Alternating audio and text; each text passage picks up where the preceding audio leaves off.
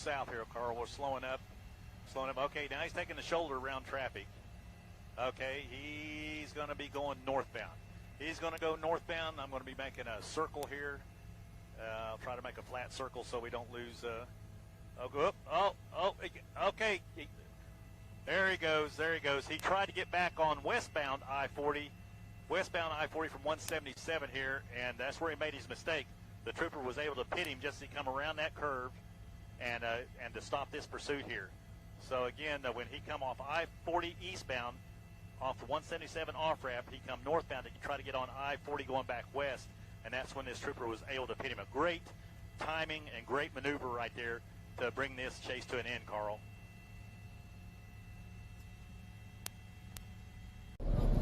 Don't do it. Woo!